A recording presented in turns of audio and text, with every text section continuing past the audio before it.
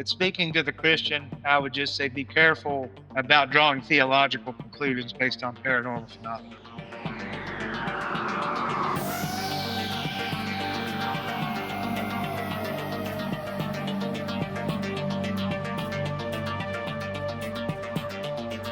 Thank you for joining me on the Unrefined Podcast. I'm your host, Brandon Spain, along with Lindsay Waters, where each week we delve into the mysteries that shape our world, from the tangible to the supernatural, with a foundation rooted in biblical truth. For more content and exclusive resources, visit us at unrefinedpodcast.com. Now, let's dive into this week's episode. Hey, you guys. Today's conversation is going to take us right into the heart of mystery, where questions of visions, faith, and the unseen collide.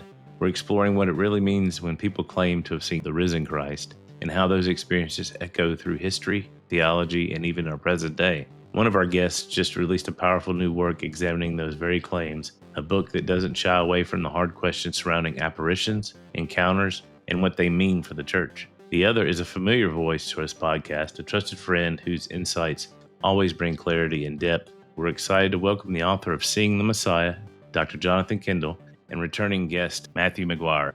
Hey guys, I'm glad you're here, man. I'm so excited. I am too. Thank you for having me. Yeah, I'm looking forward to it. I do want to put a disclaimer on this, though, right out of the chopping block. All three of us are going to know what some things are about.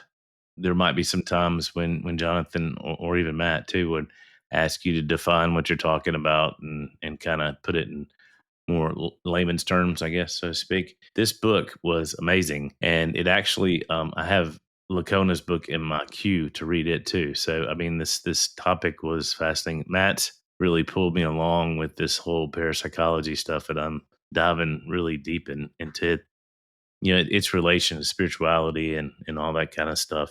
So I'm just going to jump right into the first question and kind of give us some background. So tell us a little bit about yourself, Jonathan. Well, first, Brandon, Matthew, thank you for the great introduction. First of all, I'll try to live up to that if I can. But yeah, I'm a nephrologist, which is a kidney doctor. I practice in Eastern Kentucky. And as far as my interest in the paranormal is concerned, I've always, I think, had a fascination with it, even growing up. I know my grandmother, she claimed to live in a haunted house. The stories she would tell were always fascinating. What really and I got into apologetics probably about 25 years ago when I was in between my undergraduate studies at medical school. I got into studying that, especially the resurrection, because for Christianity, the truth or falsehood of Christianity falls on whether or not Jesus was truly raised. Dale Allison, who's arguably the top New Testament scholar in the world, certainly one of the most highly respected. Definitely. He wrote a book in 2005 called Resurrecting Jesus, and about half of that was on the resurrection, as the name would imply. And he really introduced, at least in my mind, the concept of apparitions then. And then he wrote a full, very long book on the resurrection in 2021 where he talks about that as well. I had already started this research about 2020. It was about when about at the time that the pandemic started, coincidentally or enough. And I really just dived into that material. That's what got me interested in it. And this book was the eventual results of it. Yeah. Well, it's awesome. I recommend it to everybody out there to grab a copy. It'll be in the show notes, and take your dictionary with you. Because there's some words in there that I had to look up. You remind me of N.T. Wright. I can't read N.T. Wright or David Bentley Hart without a dictionary. So anyway, so what prompted you to write this book? Was there a particular experience or a question that started this journey? I think Dale Allison's book, getting back to him in 2005, he really opened my eyes that with the apparitional data. His research made it clear that objective apparitions exist. And what I mean by that is when you see a ghost or an apparition, whatever it may be of, there's no doubt that there are situations that it is based on an objectively real impulse or something that's really out there objectively true. And he argued, he comes at it from a little bit of a different angle. He argues that they're heuristically profitable, which he tried to use, I think, apparitions more of as a way to try to understand the post-resurrection appearances of Jesus. I looked at it a little bit different. I said, hey, is it possible that the disciples simply had objective apparitions of Jesus? Can that explain the post resurrection appearances? And if it does, well, maybe the resurrection has a paranormal explanation, but not necessarily a supernatural explanation. If that is true, then it really throws at least some doubt on the veracity of Jesus's bodily resurrection from the dead. Interesting. So, how do you define seeing the Messiah in the context of your book? What does that mean? What distinguishes a genuine vision of Christ or other spiritual or psychological experiences? So what criteria would I go about Yeah, to examine that yeah, question? yeah. It's really a difficult one, but I would prefer cases where multiple people see, Hmm. or there's some kind of information. We call it in the literature veridical information, but that's essentially just means information that was obtained because of the apparitional experiences that could not have been known otherwise to the recipient, or perhaps a healing. That would be another reason why you might take something to be particularly possibly objective in nature. So I want to just kind of set the stage for people because they hear the word apparition and they may be thinking of hallucination and that sort of thing. And we've already kind of talked about the objective possibilities here. Many listeners of the show are going to be familiar with near death experiences, which for a long time, people would, wake up from a near death situation, maybe in a hospital room, and they would give these wild accounts of what they saw, and they may be considered hallucinations. But after decades of research with some of these people seeing things they couldn't have seen by normal means, or learning information about people who had died, we now start to think, oh, well, something objective might be happening here. Well, it's very similar with apparitions, where many people have reported these throughout history, going back to the days of Plato. We've been seeing apparitions. Well, through a lot of research that's been done in the last 130, 140 years, we've determined that some objective information comes from these. And like you said, Jonathan, some of them have multiple witnesses. You even give an example in your book of one person in the middle of like a lake where someone sees them from one perspective and another person sees them from another perspective, and the location of the apparition is perspectively correct. So the something is going on here that doesn't make sense with just a regular hallucination. So we'll get into the details of some of these different categories, but the basic premise of the book, which I think is excellent, is we've got all these materialistic explanations for the resurrection of Jesus. And I think, if you read Lycona's book or even Dale Allison's book, it's really hard to make them work without just wild probabilities. But as Dale Allison points out, there's this whole category of paranormal things that, to any fair minded, informed reader, you should take seriously. And if this category exists, well, maybe that would be an explanation for the resurrection besides the traditional Christian understanding of this is a once in human history unique miracle. So I actually think that if you're going to be the skeptic and you're going to deny the traditional Christian understanding of the resurrection, I would go for one of these paranormal explanations. The problem is that many of the people that are traditionally skeptical have cast aside parapsychology and psychical research as a pseudoscience, and so they don't even Pseudoscience, consider yeah. it. So what your book does is the first two-thirds of it at least are just about the objective nature of apparitions and the different categories of them. And to anybody, Christian or not, it is just a fascinating read. It really gives you a whole lay of the land from the early research in the 1880s all the way to today with Erlander Haraldson studies, with seeing the dead, and it's just like a whirlwind tour of the air. So I want people to understand those who read this book are going to be really hard pressed to deny that these apparitions are really taking place objectively. Now, whether it's really the spirits of the deceased or some kind of psychic projection, there's ongoing debate. But there's something Right. more than just hallucinations happening. Yeah. Well, that leads into my next question. You explored the phenomena of apparition, so let's talk into that to set the stage for what's later. What framework or criteria, Jonathan, do you use to discern whether an apparition is credible or not? I think the same thing I'd mentioned earlier. I love cases of multiple witnesses. When you only have one witness, it's always difficult to know whether or not differentiate that from a hallucination. And you could say, well, maybe if this person is claimed to see an apparition, if that person is psychologically sound, some might say, well, that's probably not a hallucination. However, we know that people that are psychologically sound have hallucinations. That happens. Yeah. It happens. Yeah. It happens a lot around when we're in, especially when we're in bed, when we're first going to sleep. You can have a hypnagogic hallucination, hypnopompic hallucination. I know one time, for instance, I woke up, and I felt someone had called my name, but there was nobody in the house. So there's nothing Yeah. paranormal. It was just a hypnopompic hallucination. Yeah. Yeah. I prefer many witnesses or more than one. More than one does it pretty much to avoid the charge of hallucination, I think, or one person getting information that couldn't have been known by the five senses, or and then obviously you'd want the recipients to be credible. Yeah. Yeah. Let's talk about one of the encounters in your book. And I want you to choose the one, and I think I know which one you're going to choose. One that really kind of pushed you over the edge to see that apparitions are viable instead of hallucinations. It would probably have to go chapter 3, Apparitions of the Living. I think that arguably, especially combined with chapters in 16 and 17, might be the most important chapters of the book, or at least the first 2/3 of the book. We have cases in the psychical literature, which Matthew, of course, is well aware of.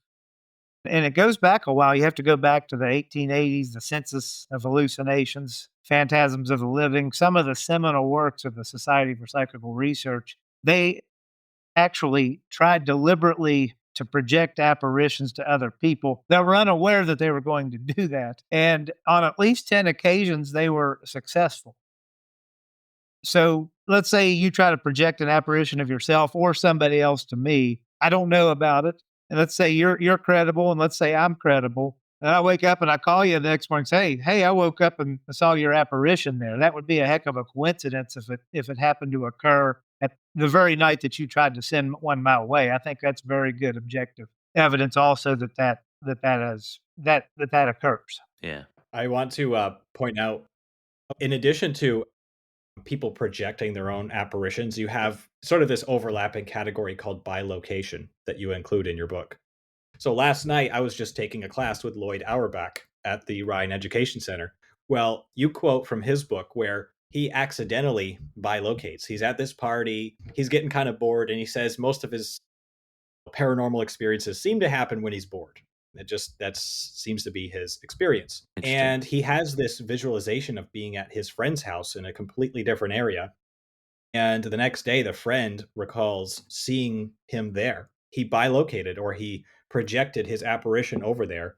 And I don't remember if that one actually had tactile, like he might have actually picked something up. So there's this very strange category where people can see apparitions, not just of deceased people, but apparitions of living people, which really blows our whole categories. Like, it makes you rethink every apparition. It means that the consciousness seems to have this ability to project itself to another area. Some people do it intentionally, some people unintentionally.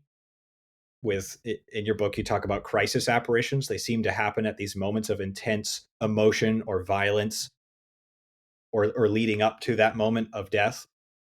So the idea that the consciousness can project while living would ascribe some sort of plausibility to the idea of a deceased consciousness being able to do something as well. No, I agree. Yeah. I agree. And I think Auerbach's book, he talks about, I can't remember if it was him or if it was one of Alex Tannis, where not only did they project via biolocation, but actually, I think even ate food, drank tea, and that was that stayed, that impression that the food having disappeared or the drink having disappeared, actually that was the case even after the apparition had disappeared. So it actually left physical marks on the environment. And in fact, Keith Harari, that you may have heard of him as well. I think it was like in the 80s or something.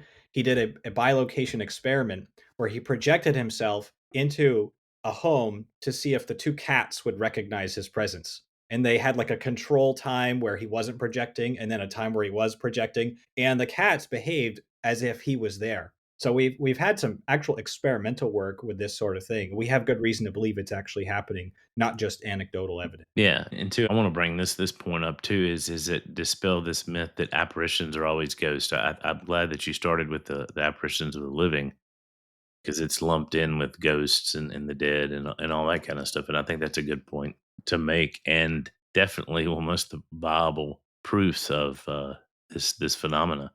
Do you guys think? And this is for either one of you, honestly. Do you think you said that he was bored when he had his? Do you think that there's some sort of altered state of consciousness going on here? Do they have to get into a different frame of mind, so to speak? Yeah, y'all. Whoever wants to answer that.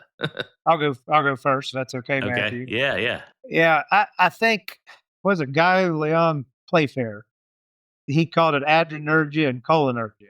You either had to be in a very intense emotional state, and that's Right. why I think a lot of crisis apparitions seem to occur around the times of a violent death or some kind of crisis. It doesn't necessarily have to be one that ultimately leads to death. It could just be a very kind of harrowing situation for a person. Or yes, cholinergia where you're essentially in a very relaxed, altered state. And so, yeah, I think altered mental states, both in terms of sending apparitions, but also in terms of being in a state to receive them, I think are very important. That comes up time again in the literature. Yeah. Yeah. So let's talk a little bit about religious apparitions. Majority, any of the other ones, Fatima. So what were some of the things that you found out about those that distinguish them maybe from some of the other apparitions? And we don't have to limit ourselves to Christianity here, so we can go outside that. Okay. They seem to occur to a lot more people, for one thing. Right. There were the two apparitions of Jesus, and I talk about them in the book, where he appeared at a church in Oakland before a crowd of 50 and before a crowd of 200. Or there was an apparition there. Whether or not he appeared, I think, is open to debate. But there was, I think, definitely an objective apparition where that many people saw him. And then the Marian apparitions, of course, in the first few visions of Medjugorje, I think the first two or three, she actually appeared to the six children at about the same time. Yeah. So, and then Knock, the whole apparitional tableau appeared to 14 or 15 people, actually saw that. Then in Venezuela, there was a case, Maria Esperanza, centered around her, where there was a kind of like Our Lady of Lourdes apparition of the Blessed Virgin Mary that appeared before 108 people. And then, of course, there's Fatima. There's the vision of the dancing sun, or the miracle of the sun, where there were tens of thousands of people present. And then, of course, Zytoon, where thousands of people would see the apparition, the luminous apparition that apparently was of the Blessed Virgin Mary there. That was in Egypt. Yeah. So although these are few and far between as well, they seem to appear to a lot more people. Whereas in more of the secular psychical literature, the most I'm aware of, at least in terms of spontaneously occurring apparitions, would probably be the Samuel Bull case, where there was an apparition that was a recurrent, and he would appear in this house before his family, and sometimes as many as 9 would see him. And I believe in terms of secular and spontaneous cases, the spontaneous part is important as well. Hmm. That's the most percipients for any what I would call a more secularized apparition that I've seen. Whereas for whatever reason, these religious apparitions there doesn't seem to be a limit on them for whatever reason. Interesting. I found that one of the most interesting parts of the book. And I think it complements your exposition of Tyrell's theory of apparitions. And just to give like a very bird's eye view, Tyrell was a psychical researcher, and he believed that apparitions were something, if I can break it down this way, let's say it's an apparition of someone that's dying. They're projecting the information that they're dying, and that is going in this subconscious way to other people that are perceiving it. But the people that are perceiving it are not perceiving it, one to one. It's sort of like they're adding some of their own interpretation to it. So the Robert Bowes case that you mentioned, one person sees him on a boat in the lake, and the other person sees him sort of floating or walking on the water. So they're both getting this information that he's on the water, but one person's subconscious is adding this idea of a boat because it just makes sense. So I think of the Marian apparitions with the apparitions at Medjugorje. I'm not an expert in this, and I know people will like fight tooth and nail over every detail. But from what I understand, Mary acted as kind of a partisan and kind of like attacked the Catholic Church's hierarchy and sided with the partisan local people. So it makes you wonder, like, was it just some of the opinions of the subconscious opinions of the children that were kind of being projected into the apparition? It makes you ask that question. Concerning Zytoon, this is some D. Scott Rogo's opinion, a researcher. He wrote a book called Miracles, and it's looking at religious miracles from a parapsychologist perspective. His opinion was that this was not necessarily like the true Virgin Mary, but it was because you had all like these Coptic Christians that had such a fixation with the Virgin Mary and her involvement with the church that it built up like this psychic blueprint. And this image of Mary actually appeared. It wasn't a hallucination, and other people saw it, but it was like a mental conglomerate. And so you have these questions. It makes me, as like a regular Protestant, just because an apparition speaks something and claims to be Mary, I'm not just going to follow everything there. I'm curious, but I'm not going to follow everything. It makes me ask the question: are apparitions a combination of like objective information and people subjectively adding stuff to it? You want to speak more to that kind of miasma? Yeah. Yeah, that's a great thought. I definitely think you mentioned the Robert Bowes case. I use that as my test case in chapter 2 on crisis apparitions. That the subliminal mind, the way an apparition works is you have I guess a sender, and then that might be projected into a receiver's mind, but it goes through their subconscious, and the subliminal mind modifies that information and will present it accordingly. So it may not be kind of what the sender necessarily totally intended, so to speak. But I think that's an interesting way of perceiving some of the Marian apparitions. They are definitely objectively real, and yet there definitely seems to be a cultural flavor to it. And you see that in psychical research. You get into uh, Carlos Osis and Erlander Haraldson's book, Hour of Death, which was one of my main sources for this book.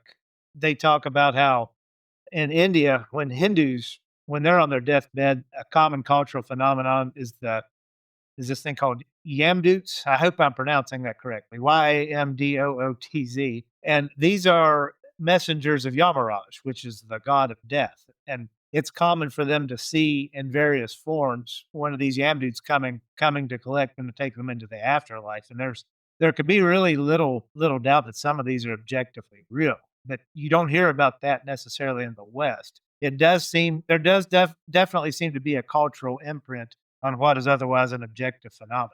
Yeah, that sounds like to me just a little bit of cultural prejudice too. It's like we discredit the East because of their openness to these type of things, whereas we're more rational oriented and stuff. But as I'm learning from Matt, I mean, you can be rational and believe in all this stuff too. So I think we've made great strides in science to be able to even, I think, move parapsychology to not a pseudoscience anymore, but to a uh, recognized, at least in my sense, in a lot more places than it was. So let's kind of dive into Jesus and the concept that you built up to in the book. You said that set the foundations of apparitions and their viability and objectiveness. How do the biblical accounts of people seeing the Messiah compare with modern reports and testimonies? Did you see any comparisons? Did you see any likenesses or Yeah, contrast let's when you start were let's start with the similarities. yeah. So, so the similarities to modern apparitional reports versus the post-resurrection accounts in the Gospels. Yeah, yeah, Yeah. So, well, I think one of the main similarities to apparitional reports is that based on a reading of the data, just a pretty straightforward reading of those accounts, Jesus appears and just disappears. And that is frequently the case with apparitions as well. So that would be one thing. I would say another, although some of the accounts get more detailed in Luke and some of John's accounts, a lot of the cases, especially as you read the appearance to the 11 or to the 12, however you want to say it, in Luke's gospel, Jesus appears, he makes a laconic statement, peace be to you, and then he disappears. So you have a lot of apparitions that'll appear, maybe make one statement, and then disappear before any conversation is had. So those would be a couple of the biggest ones, I think. And then, of course, the fact that it was post-mortem, whereas, that would certainly be in keeping with apparitions of the dead. Well, I what a big revelation to me in studying this was that a lot of apparitional reports have solid features. Not it's a minority percent, but there are a lot of accounts. And so traditionally you think, oh, Jesus ate fish. He had Thomas touch him. So he's definitely not an apparition or a ghost. But then you come to find out we actually have credible reports of modern apparitions doing these tangible things, if you want to speak to that as well. Yeah, no, that's a really good point. I don't know that there is offhand anything much in the Gospels, at least in terms of major contours, that you don't have an apparitional report for. That's a great point, Matthew, about the solid appearing apparitions. I think maybe even the majority are like that. To me, we think in popular culture of apparitions appearing transparent, that you can see objects behind it, but that's not the case. A lot of apparitions are just as solid, even to the point where they could be mistaken for real people. You don't think of them as being tactile. Say, well, Jesus was touched. Well, that proves he wasn't an apparition. Well, not really, because there's a lot of cases where it's usually the apparition doing the touching of the percipient, but there are cases where the percipient or actually will reach out and actually touch the apparition, although that's rarer. And I thought, well, certainly apparitions don't eat, right? You don't have apparitions that will consume food. Well, actually, we had just vaguely mentioned one a little bit earlier, just in our discussion here, but there was a case in India of a Swami. His name was Dadaji, Dadaji. Hopefully, I pronounced that closely to correct. He projected an apparition of himself to a couple of followers. The follower saw him, and his apparition requested some tea. So she brought him some tea and a biscuit. Well, the apparition was able to take the tea from her without it falling to the floor. And once the apparition had disappeared, half the tea was gone, half the biscuit was gone, and just for good measure, there was a cigarette, Dadaji's favorite brand, that was half burned. And Osis and Haraldson, they talk about that case, and that's actually one that's a very evidential case. I would give that an A grade, because you have several firsthand witnesses. 4 people saw at least some aspect of this apparition, 2 of which were skeptical. One was a physician, one was a bank director.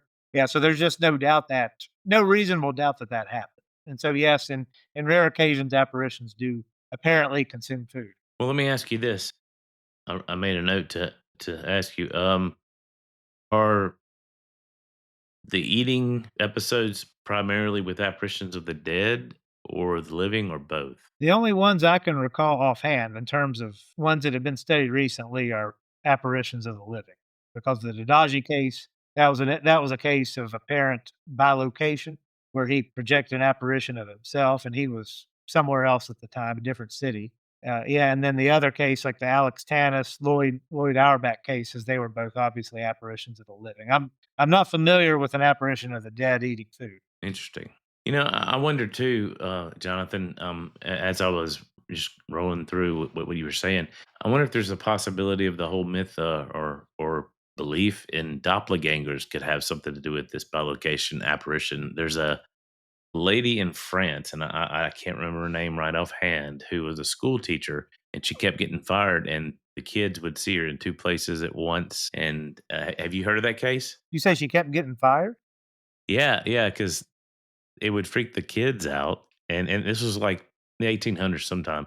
It would freak the kids out, and so the school would fire her. Oh, I see.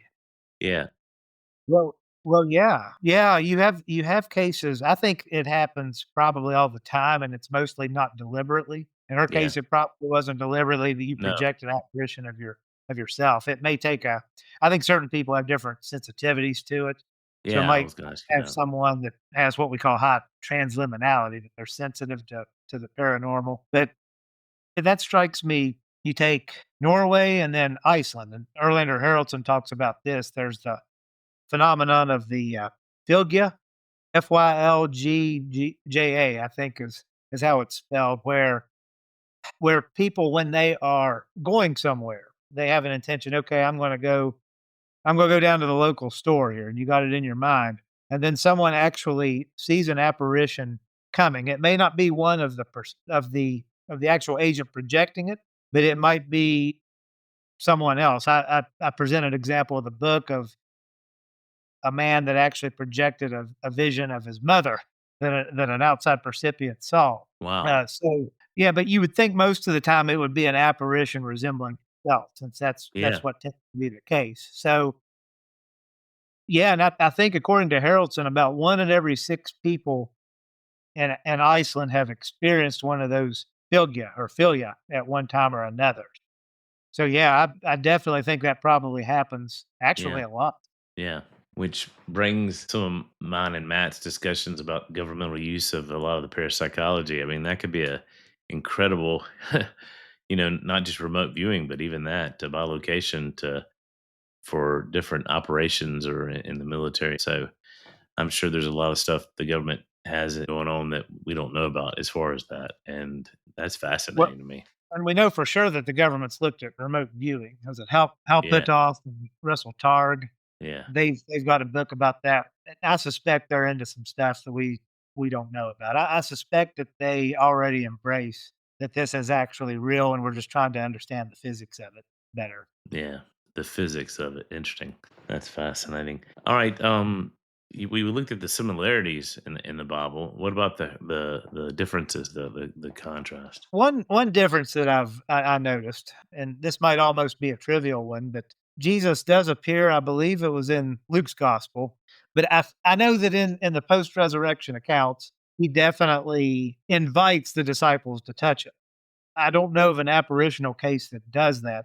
And despite the fact that there are cases where the percipient is able to touch the apparition, those are exceedingly rare. By far and away more commonly, the apparition seems to have an aversion to touch. And there's even cases like the clergyman on the haunted road, as I call it, in the haunting chapter, and the Yeah, Morton, where the apparition, the percipient says it's almost like they're within arm's reach, and it doesn't appear like they're going that fast, getting away from me, and yet somehow I just can't quite get to them to be able to touch them. So I think interesting. it's interesting that Jesus's invitation seems to turn that on its head. I'm not familiar of a case where an apparition actually invites it; they're more likely to be resistant to it. And I think the other thing that I try to unpack is just the whole package. I think that Jesus's post-resurrection appearances are hard to reduce totally to apparitional phenomena is that they represent kind of a compilation of apparitions' greatest hits. So you can say that's what I think that's what I named the chapter, in fact, towards the end. So Yeah, you could say, well, give me an example of a apparition where there's a conversation. And you have a pretty well attested one. I believe it's in the crisis chapter, chapter 2, where I just call it Conversation with an Apparition, where it's during the Transvaal War in South Africa, where a man in London experiences Major Poole, which is his friend, an apparition of him, and they have a conversation. There's a few other cases, but conversations with apparitions are very, very rare. They're not unheard of in the apparitional literature. Well, Jesus has all kinds of conversations in the post-resurrection appearances. yeah, Okay. yeah. Well, what about an apparition that appears to 11 or 12 people? Well, you have the Samuel Bull case. He appeared to 9 people. You have the St. Petersburg, Russia case where the apparition appeared to 7 people and a dog. But you have to go to different cases, different country, separated by decades apart. And on down the road, you have these cases like the Dadaji case that had marked the environment that the apparition affected changed. In this case, the Interesting. disappearing food. Yeah, Well, Jesus' post-resurrection appearances did that at all. You go through about 6 or 7 categories like that I delineate, and you have to take 150 years or so of very meticulous psychical research that's covered thousands of cases, tens of thousands of pages of material across different continents in cases of varying credibility, and you have to put them all together to account for what we see in Jesus' post-resurrection appearances as they appear in the Gospels. yeah. There's one I want to explore with you a little bit, because it's like the greatest hits. I like that. That's so cool. Is Thank one you. that really impacted me, and it has some of the criteria, but then it's different. It has an auditory aspect to it. When Jesus appeared to Mary after he was risen by the grave. That's just to me an incredible account because at first she doesn't recognize him. And then later, it's not until she hears his voice that she does recognize him. Then all of a sudden her eyes are opened. And that harkens back to the road to Emmaus as well, is that they didn't recognize him. And then boom, he opened his mouth and talked, and then even later they recognized him. And so I see a contrast, but yet it's so different. So what do you think about that whole phenomena of Mary at the grave? What would be your take on that? I know it wouldn't account for the road to Emmaus case, or even Yeah, in John's case when the disciples are fishing on the boat. And I think it said they didn't recognize the figure on the beach, but they knew it was the Lord at the same time. I know yeah, Michael Kendall says in Mary's case, he imagines Mary was inside the tomb, and according to what he told me, she the way those tombs are, there's a kind of a it goes into the ground some. You'd be if you're situated, you'd be under the ground, and maybe she heard the voice and she thought it was the gardener because she wasn't able to see the face just from where she was situated or perspective. I don't know if that's true or not, but it's even if you explain that case like that, you wouldn't be able to explain the other two cases like that. And I wonder if it harkens back to what we talked about before, that somehow this post-resurrection body for however we're to imagine that there's some kind of continuity between objective apparitions, or could it be that ultimately objective apparitions are just a spontaneous way where if you imagine there being an infinitive amount of psychical power that goes into them, that they could appear as just a real person and be completely undifferentiated from them? And if that's the case, does the apparitional, the subjective slash objective nature of the phenomena, which we discussed earlier, yeah, that be why they didn't recognize them at first? And then once their eyes were opened, whatever that means, they did. I really would, to be honest, I'd really just be speculating. I don't have a good theory on that, to be honest. yeah, yeah, yeah. I find it interesting too that it does have the apparitional aspect of he was like, "Oh, don't touch me. I haven't returned to the Father." So there's that Right. And reticence. then that's a good point. And then later on, he's actually inviting them to touch. Yeah, it's strange, yeah. Depends on well, like we go back to we were talking about the cultural aspect of it. I guess it depends on the context of where it is and what is. And to me, that's what like he's the greatest hit, obviously Jesus, and he kind of, but he includes a lot of these, but he adds extra stuff, into it as well, which is really fascinating. I have a question for both of you guys, kind of to tie some stuff together. Both of you kind of tackle the supernatural in loose form of the word from different angles. Jonathan, you through modern experiences of Christ. Matthew, from reclaiming a supernatural imagination of Scripture. Where do your two approaches meet, and where do they diverge? Let's start with where they meet. Jonathan, you can go first. Where our perspective meets, I'm going to admit to being at somewhat of a disadvantage because I haven't done my homework. I've not read all of Matthew's Okay. books, so Yeah. I would think we'd have more similarities and differences, but I don't want to assume that. I'll just be frank. I don't see any clear divergences. I think both of us are filling, or at least attempting to fill, a little bit of the gap between interest in biblical theology and familiarity with parapsychology. So parapsychology, studying all things psychic as a buzzword, but psychic Yeah. abilities, apparitions, evidence for survival after death, scientific evidence.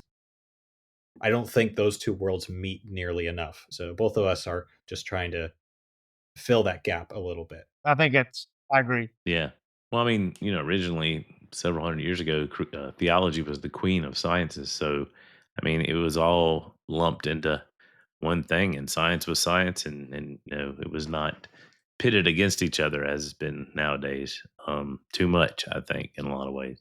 And I do think it's really neat that science is starting to bear out, particularly with the quantum aspect, but starting to bear out the truth and validity of a lot of the encounters in the Bible itself. So, um, how do different Jonathan, how do different Christian traditions like Orthodox, Catholic, Protestant, more charismatic, spiritual, Pentecostal view visions of Christ or apparitions, and what can we learn from that diversity? Do you see a distinction? Not that I'm aware of offhand. I know a Catholic would be much more open to Marian apparitions than Right. a, say, a Protestant would classically. I don't know if any side would really have an issue with an apparition of Jesus or an actual appearance, as the case may be. Yeah, and I guess a lot might depend on what theology is being taught by this apparition, if any. Well, I can tell you that I don't know if this would be considered an apparition, but I had an encounter where I smelt roses and it was real, and there was no roses around. And I'm an Anglican, but not Catholic. And a lot of the Marian stuff is not my cup of tea. Anyway, I won't go into all that. But I smelt roses, and I had an apparition or an encounter. Uh, have you ever heard of things like that, where it's like pieces of apparitions, where it's not complete apparition and still considered an apparition? Well, if I could just Yeah, mention jump in. to talk about Lloyd Auerbach again, his very close friend Marty Caden, he would constantly joke to Lloyd, I'm going to haunt you when I'm gone. I'm going to come back to haunt you. And Lloyd, when Marty finally died, they're friends for many years. They even tried to start a pilot TV show together. When Marty finally died, Lloyd was really sort of excited because he was going to get haunted. He was going to get visited. And as every day went on, he got a little bit less hopeful because he knows, statistically speaking, most of these post-death apparitions are in the first week, maybe the first 10 days. So by day 14, he had pretty much given up. But then it was like day 14, something like that.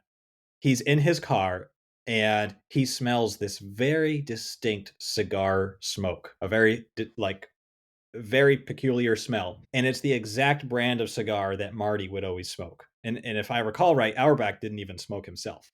And Auerbach interpreted this as like Marty's way of saying goodbye, this olfactory apparition. And the story goes on because he contacted some other people that had known Marty. And one of them was like an airline pilot. And the airline pilot said, yeah, I actually had the cigar smell a couple days ago. And several people had this experience with the cigar smell in the days after Marty's death. So apparently Marty was just getting around. It took 14 days to get to Lloyd, but he created this olfactory apparition. So yeah, they are attested. And that's an example from someone that I've heard it firsthand from. Yeah, so I would add to that, that's an important kind of segues into an important point when it comes to apparitions. There's also an olfactory hallucination. I believe I talk about it in one of the footnotes, where there was a young boy that had died. The young boy loved, I think it was roses. I think it was roses, but it was some kind of flower. And they came home from the funeral, group of people, his mother and some other people. 11 people walked into this house, and they just smelt this vivid olfaction of roses. And interestingly enough, 10 of those 11 people knew the young man. The 11th person was the only one that couldn't smell the roses, both literally and metaphorically. I mean that in this case. That was in the Guggenheim book, Hello from Heaven. I thought that was an interesting case. But it also raises the point, why did Lloyd's friend not come back and haunt him? I'm sure if he had the choice, why would he just not appear as a full-blown apparition? Why didn't they just have a conversation? Why did it have to be something so subtle? And I feel, for lack of a better word, it must require a lot of energy, and depending on a number of factors, both from maybe the agent that projects the apparition, but also the recipient, there's only so much that can get through. It's like, why are some of these apparitional cases, even some of the more amazing ones, why do they seem to have such limitations? Well, Jesus' post-resurrection appearances, he seemed to be fully in control. Especially if we take Luke and John's narratives to be real, he was out there for a long time. He's cooking food. He could do whatever he wanted. He was in full control of this phenomena. And another thing that's interesting about that, collective apparitions are a lot in the literature, but let's say when an apparition does appear before a group of people, whether it's a group of 2 or 3 or even a larger group, only about a third of the time do multiple percipients within that group see the apparition when the apparition does appear.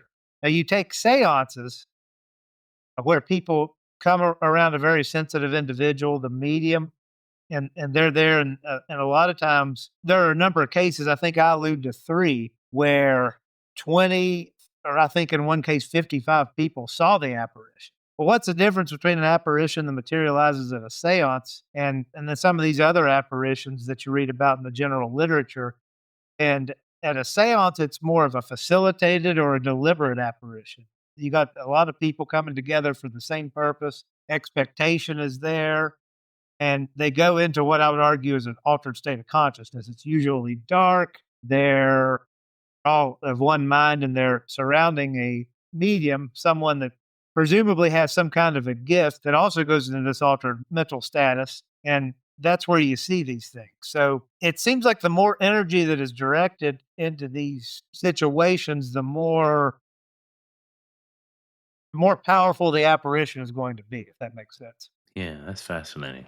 Like why his friend didn't haunt him is an entirely, totally different podcast on its own. But that is an interesting thought to, like, what kind of control or faculties do we have on the other side? You throw God into the whole mix, which I would. Is it a permission thing? Is it a at will thing? Anyway, I don't want to go there. That's a rabbit hole we could go down, but it's fascinating stuff.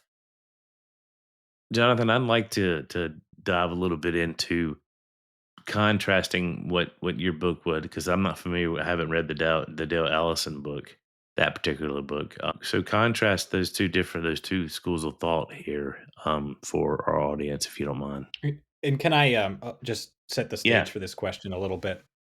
So Dale Allison comes to this conclusion based on all the parallels of apparitions. He is not so keen that, the body of Jesus that's resurrected is just like the actual same atoms that are reanimated. He's not like, he doesn't have like this very strict scientific thing, but he says the body of Jesus was transformed, if you will, and the experiences were visions or vision-like. And he uses that phrase very advisedly because he believes visions can be objective visions; they're not hallucinations. Sure. So he is not necessarily on board with like the N.T. Wright version of straight up reanimation of Jesus's cadaver. He has this more of like Jesus's body was transformed. And I don't know if you could like compare and contrast the kind of conclusions that you've come to on the actual whatever kind of body that the resurrected Jesus had. Yeah, that's great. Yeah, great question. Yeah, I think Allison, again, he uses it more for heuristic purposes. I don't think he really tries to say, well, maybe apparitions are an alternative explanation. I don't think that was his main goal, if I'm understanding him. He said that the very solid nature of these appearances, the fact that they can occur to many people, the fact that they can be touched and so forth, the tactile phenomena, that actually credence to the idea that Jesus could have appeared the same way to the disciples. Whereas I look at that and say, does that work as a paranormal explanation for the resurrection? And if so, that's a concern because I think it goes to the heart of whether or not we can treat Christianity as true. So I think that would be a big difference how we look at it. The other one is an important one, and he told me in private correspondence in an email essentially where he disagrees with me. Dale told me and it's obvious from reading his 2021 book that this is the case. He's not nearly as sanguine as I am about the historicity of those narratives. Whereas I take and I give my reasons why I believe that those narratives in Matthew, Luke, and John we can at least take them to be basically historically reliable, that they at least give us a gist of what really happened. Particularly Luke. Yeah, Luke. Yeah. Luke. Yeah, to me, he is the preeminent one as far as that. But he's much more skeptical than I am of those accounts. He doesn't throw them all out, but he's not as sanguine as a general rule on that. And that's an important point too, because all this stuff that we mentioned about Jesus' appearance as a compilation of the great apparitions' greatest hits. That's essentially, I'm assuming, at least for that aspect of my argument. I look at it from other angles as well. All that compilation of the greatest hits and where that comes in, that assumes that those narratives are historical, and that's very controversial amongst New Testament scholars. Yeah, definitely. Jonathan, I want to kind of unpack the title of your book, which Seeing the Messiah is actually a double entendre, and the Right. subtitle refers to the Lubavitcher rabbi or Rebbe. Do you want to talk about Rabbi Schneerson and what is his Yes. relevance for this book? Yes. Yes. So Christians often claim, unlike any other religious leader, that no one's been raised from the dead. Jesus is different because he was raised from the dead. Well, Rabbi Schneerson, Menachem Mendel Schneerson, the Lubavitcher Rebbe, he was actually a Jewish leader from the 20th century. He passed away of complications of a stroke in 1994 in Brooklyn, New York, headquartered there. He was a leader of Hasidic Judaism, or Chabad, as they call themselves. They were a mystical Jewish sect, and some of his followers believed he would claim to be the Messiah. Well, in an unambiguous way, he never did claim that. But there's some of his followers in the aftermath of his death that claimed also that he has been raised. And you actually have some well attested apparitions of the Rebbe as well. So, could Mhm. that be a parallel for Christianity? I take a look at that question in some depth as well. Yeah. Yeah, I like that part of the book. So what were your findings? There are definitely, I think, objective apparitions of the Rebbe. You have the cases you asked me earlier about how would I differentiate or try to give credibility to one account versus another. There are Right. cases where multiple people see the Rebbe, multiple recipients. There's one case where 7 young ladies saw the Rebbe at the same time, and I believe that was in Brooklyn. A lot of the alleged cases, I think, can be explained as hallucinations because they had occurred in very religiously charged settings at holidays. And again, this is a mystical Jewish sect, and a lot of people would Mm. see the Rebbe in the exact same postures as he is portrayed in portraits that is there. Okay, so you think, well, it could have just been, especially the cases where only one person saw him, which is the majority. It's easy to chalk that up as a hallucination. One of my favorite Rebbe cases, interestingly enough, is not technically an apparition, but I definitely think it's paranormal. There was a prisoner who followed the Rebbe, and he had a dream where the Rebbe appeared to him and said, cheers, or he said to live. That was around the time of the Passover. It was when you're supposed to eat unleavened bread or matzah and supposed to drink wine. And he told the Rebbe inside this dream, "Well, I can't do that because I don't have any wine. I'm sorry to let you down." Effectively, the Rebbe told him, "Don't worry, we're going to get you the food." So he wakes up, and there was a prison guard that actually brought him the food, brought him the wine, brought him the matzah, so he could have the ritual. And he asked, "How did you know to bring this to me?" And she said, "Well, there was this rabbi that appeared to me in a dream and told me I needed to get this for you. And I didn't know where to get it." And he said, "Well, go in the pantry. There's some matzah there, and you'll find some wine there in the refrigerator." Well, she did. And the man showed him a picture, some pictures of some other rabbis, and she picked out the Lubavitcher Rebbe from the picture. So I Mm. definitely think that was a paranormal case. Now you're relying on testimony, uncertain testimony. I don't know if that would be an evidential case, but I found it interesting anyway. That is really interesting. Yeah. Wow. So this is another mutual question because I saw this as an opportunity to really get both of you guys together and see what you thought about these different things and how you coalesce. So how do you guys think that the church itself should recover a biblical imagination that makes sense of the supernatural without losing discernment and a grounding in truth? Basically, how do we have an interest in this without getting carried away? Yes. Yes. So just speaking as a Christian myself, anyone that's made it this far an hour into the show, if this is new information for you, it's gonna seem really wild. You might think we're really credulous. You also might, depending on what your perspective, you might think we're into a lot of really dangerous stuff. The whole world of studying apparitions and psychic abilities, it's a well-trodden path, but if you just jump in headlong, you could easily get overwhelmed. And there's a lot of noise, especially with like people that claim to Mm, be practicing psychics and mediums. And I mm, think there is a lot of danger in there, spiritual danger, but also just psychological danger.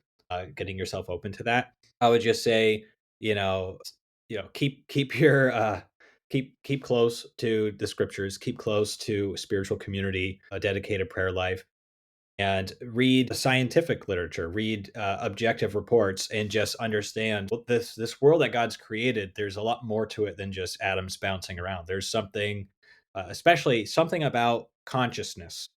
Things that we used to say were powers of the soul, secular researchers are calling powers of the human consciousness. And if God has created this whole world where apparitions show up and people have abilities to affect matter with their mind, well, then this is the world that we live in. And we're just discovering the world that God's created. So I don't think there's something to fear in that.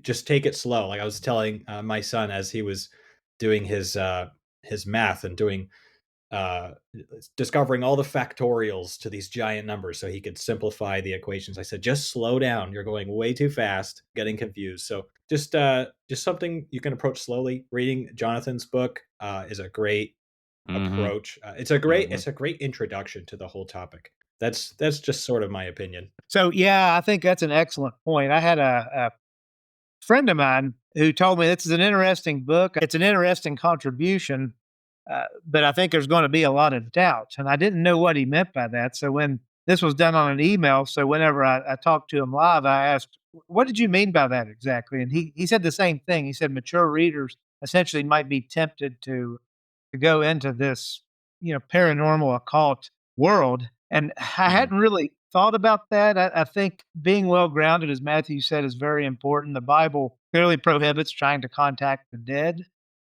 Somehow, my take on this is as fascinated as I am by all these things, I never was tempted to do it. If anything, I might be less tempted to do it now. But I can understand why some people might think, "Oh, that's cool. Look at what he talks about that happened in these seances. I'd like to try that for myself." I guess I can understand why that would be tempting for some people. And I would just tell you, make sure you know your scriptures. The Bible clearly prohibits trying to contact the dead and doing these things. So if you're inclined to believe towards Christianity as we do, and you believe in the Bible, then yeah, I think that's definitely important to stay well grounded. Yeah, see that's really interesting to me, Jonathan, because I had the exact opposite take. This book actually shored up my faith and made me realize that, and I think that was your intent, probably not to besmirch your friend or anything, but I mean, it shored up my faith. The fact that, and I'm not one of those kind of guys that science has to prove my faith or any of that kind of stuff, but it really helps you guys when science starts to line up with the Bible. And we have this whole world out here that we haven't explored, this enchanted world. And I'm just so thankful that people are beginning to look at the past, the common, in my world, evangelical basis of what, I don't know if it's Matthew you or Matthew Arnold calls demon in the gaps. We can't blame everything on demons. That's just too short sighted of an answer. And this book really, wow, gave me a more robust understanding of the unseen and its relation to the seen. Oh, great. Yeah, no, I think that's really good. I think where I talk about metaphysical crises and where all this was so difficult, produced difficulties for me. At one point, if you'd asked me, what I would like to see, I'd like to see all near death experiences either have a Christian flavor or clearly not be contradictory to any point of Christian faith. I would prefer all apparitional cases and deathbed visions and so forth to at least be consistent with Christianity, if not having a Christian flavor. And you Mhm. look at these and you look at the data, and that's just simply not the way reality is. There are some near death experiences that not only do not have a Christian flavor, but they have a flavor of a different religion, Yeah, Hinduism especially. Probably all religions, but that's the one I know of thanks to the work of Osis and Haraldson. Yeah, yeah, whatever it is, and I think Matthew may have hit on something. I never really thought about this in the terms of religious apparitions before. Where does the subject, or where does the subject meet the object, or where does the subjective meet the objective? yeah. Whatever the case, you can't put together, I think, a coherent worldview based on paranormal phenomena. It just doesn't work. I think for me, the North Star is the reality of Jesus' resurrection, his bodily resurrection, which I think is still unique. I haven't Yes. run into anything, and I mentioned the Rebbe earlier, but I think what people saw of the Rebbe, those were apparitions. I don't think you have anything like bodily appearances like you do for Yeah. Jesus. I don't think the evidence for it is there, and that helps keep me grounded. But someone that's not as grounded might see all this data and kind of want to go towards a panentheism or maybe just some other kind of general theism. Yeah. Well, this is a perfect segue. I'm going to kind of wrap this up. I have basically three questions left that I'd really like um, to. One of them was for both of y'all, and the last two are for Jonathan. But I'd like to make my podcast practical because a lot of layman type people listen to this, and I want to encourage them to think, to get grounded, to explore, to go deeper. So, real practically, you guys, how can believers train themselves to discern authentic spiritual experiences from emotional or deceptive ones in an age of information overload and spiritual confusion? Do I need to repeat that question? That's a tough one, guys. Why don't you go first, Matthew?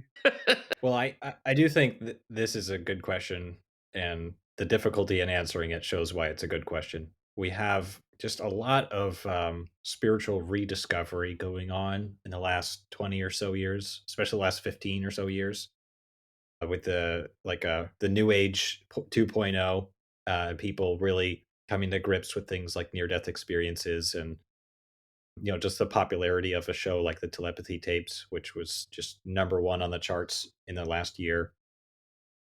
Grounding, like Jonathan said, grounding in your faith community, grounding in the scriptures, grounding in a prayer relationship with God.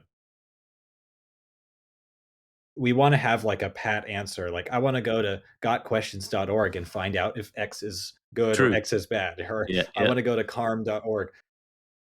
I have my issues with that sort of approach. Yes. Discernment has to be done in context. It has to be done in community. And that's not like a slippery way to say that anything goes. I don't believe Right. that. I believe there's clear yeses and nos that Christians are to live by. But I think your own spiritual health and your own spiritual constitution have to come first. And then sort of the rest will fall into place. That's kind of where I land. I think for the Christian, I would say make sure everything's grounded in the scriptures. If you're receiving something where the theology is different from the scriptures, that's a red flag. I don't Yeah. think theology in general, as much as I love near-death experiences, reading about them and apparitions, I don't think it's good whether you like the content or not. It's probably not good to build a theology based on it. And for someone that's open to other worldviews besides Christianity, I would say to them, I also want an objective standard. So for the lay Christian, I think that first part of that is good advice. And it's one that I would take as well. I also don't want to apply what you had mentioned earlier and what Dale Allison, one of my favorite turns of phrase he uses, a Satan of the gaps. Well, if this miracle of this vision fits my worldview, great. It's proof of Christianity. And if it doesn't, if it fits some other religion, well, that's just the devil talking. I don't want to. That's not objective either. So Yeah. I think when you put your academic hat on, it's very hazardous to apply a Satan of the gaps account. And I don't do that. I'm not going to do that for any of my books. But speaking to the Christian, I would just say be careful about drawing theological conclusions based on paranormal phenomena. Well, yeah, because not all apparitions are benevolent. I mean, that's just a real fact. Definitely. That's great, man. Both y'all's answers were fantastic. All right, Jonathan. If someone listening today is spiritually hungry but skeptical, what is the one single truth do you want them to get out of your book, to derive out of your book? I would say the resurrection of Jesus remains unique, even amongst all these different categories of paranormal phenomena. Something different was going on. These bodily appearances, despite it all, despite all the other struggles this research has caused me, the resurrection, the linchpin of Christianity, stays strong. The evidence is there. I talk about it some. I want to say it's chapter 21. where Yeah. I get into why I believe that the gospel post-resurrection appearances, we can trust them to be essentially accurate pieces of history. And Yeah. that would be the number one. That would be the number one thing, I think. I'd say as an ancillary argument to that is I would say scientific materialism is dead right now. I had said in the Yes. introduction, I thought, we're steeped in it here in the West. Medicine, I practice medicine, it's steeped in scientific materialism. Well, thanks to the Society for Psychical Research, the Bible too, certainly, but I've known that data for the last 20 years. But thanks to the Right. Society for Psychical Research, yes, scientific materialism is dead. The sooner that our sciences and our philosophy moves on, the better off we'll be. Yeah, we need a real Eastern flair. I'll leave it there. But there's so much there. I've been studying a little bit of that, and there's so much there, and we can't write it all off as hoodoo, voodoo, ritual magic, or whatever. I mean, there's some real deal scientifically empirical stuff there. So thank you for that. All right, and this is a question I ask most of my guests, but before I do it, Matt, anything you want to add to this conversation before we wrap up? No, I just want to give Jonathan a chance to direct people to his work and maybe if he's Yes. willing to give a teaser for his next book. Yeah. Yeah. It's Seeing the Messiah. If you type it into Amazon, it'll pop up. It's also on the Whip and Stock research under the Resource Publications imprint. You should be able to find it. If you go to the Whip and Stock, WIPF, whipandstock.com website and put in promo code CONF ship, you can get a hard copy now for 50% off if you do it by November 3rd. So it might be a good Christmas gift for somebody. And yeah, the new book, and I really went down the rabbit hole even more for this one than I did the Seeing the Messiah, but the next one's going to be called The Metaphysics of UFO, where I take a look at the whole Oh, UFO question. yes. You Yeah, will be that back. that yeah, no, I'll be happy. If you'll have me back, I will be happy to come back. But that'll be July 8th. That's the tentative release date. It is in press right now and going through editing. Cool. Yeah, I would love to. You put in a word to your editor, send me a book. I would love to read it and have you back on. And yeah, that's another interesting take where people do the Satan in the gaps kind of thing too. All right, now this is personal. What is the most supernatural experience that you've had, Jonathan, dealing with you know, the subject matter or even outside? Very interesting question. I've not had anything overtly occur to me. One that I would personally, if I were reading and someone else, say was evidential. But I'll tell you something that happened to me. I believe it was 2 to 3 years ago. Okay, let me set the stage for this a little bit. And I had an orange cat that we named Milo, and I think he was dropped off at the side of the road. Just our neighbor called and said, "Hey, there's a cat out here." And I said, "Well, we've got a lot of cats." I told my wife, "Don't go out there. We're going to have another cat. We're going to fall in love like we always do." But we did it anyway, and it was in serious need of vet care. And we took him to the vet, and my sister-in-law works there, so we were able to go and visit him. And just as he was starting to get better, he died, Mm, unfortunately. And so shortly after that, I got out a video. It showed us going to the vet's office, me holding Milo and feeding him, just kind of hand feeding him. And I got that out on my phone and started watching it. And it was way too soon. I started crying. I totally lost it. And anyway, I shut it down. And probably 5 to 10 minutes later, I heard something fall. And I figured it was one of our other cats knocking something off of the shelf, like they frequently will. So we went down the hallway and we found out that it was in this bathroom. We have a built-in shelf inside our bathroom in our hallway, and there's all kinds of figurines and things like that on it. And what had fallen, there was a little placard of an outhouse, and it has a cat kind of adjacent to the outhouse on the placard. It's part of the design. That had fallen forward. The way we got it situated, it leans back against the wall a little bit inside the shelf. It had fallen forward and it hit another object that just happened to be of a cat figurine, and it had fallen to the ground. So the cat figurine fell, and that cat that was designed on the outhouse it looked a lot like Milo. It was an orange backed cat. mm, Okay. Now, a skeptic could easily say, "Well, you're walking through the hallway, the vibration, something just fell off. That's what happened." Fair enough. That's certainly possible, but I can tell you we've lived in that house 12 years. We've always had things on that shelf. Nothing had fallen off like that before or afterwards. And what clinched it for me is about the same time as part of this research, I was studying Louisa Ryan's work, where she talks about at the moment of death, clock stopping, picture frames of the person that died falling at about the same time that you find out that the dead had expired. And so I thought, well, if you're an outside force, whether it's God or maybe even the ghost of my cat, so to speak, or some other benevolent entity that wanted to send me a sign, they knew I would take it seriously at the time because I was studying it and obviously I believed in it. That was kind of the clincher for me. So that's a very subtle one, but it's something I really believe was probably a communication from the other side. Yeah. Well, the small things. Mhm.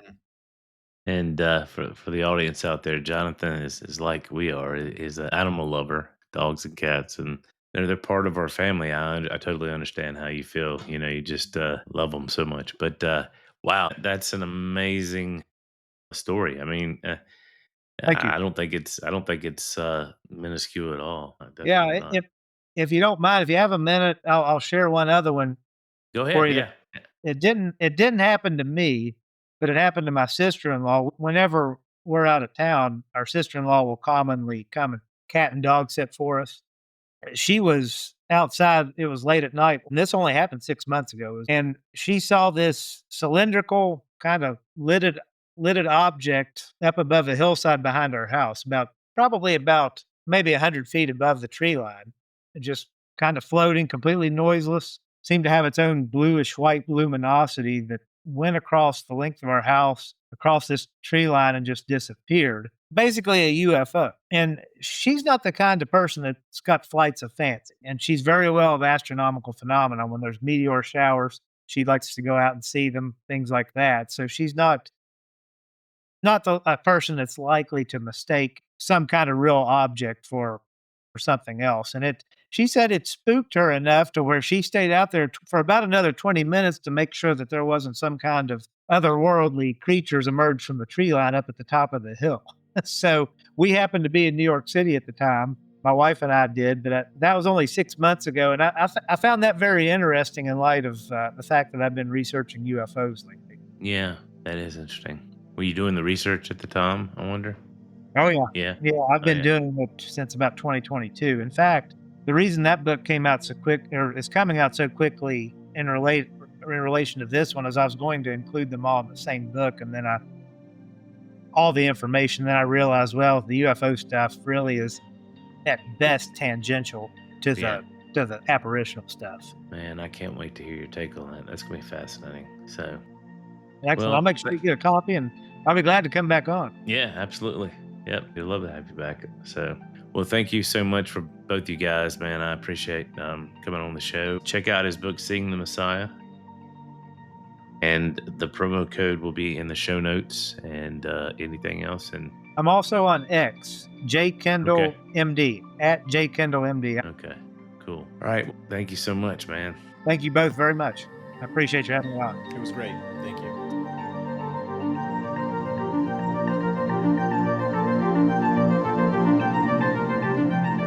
Thanks for listening and supporting us. And remember, stay naturally supernatural.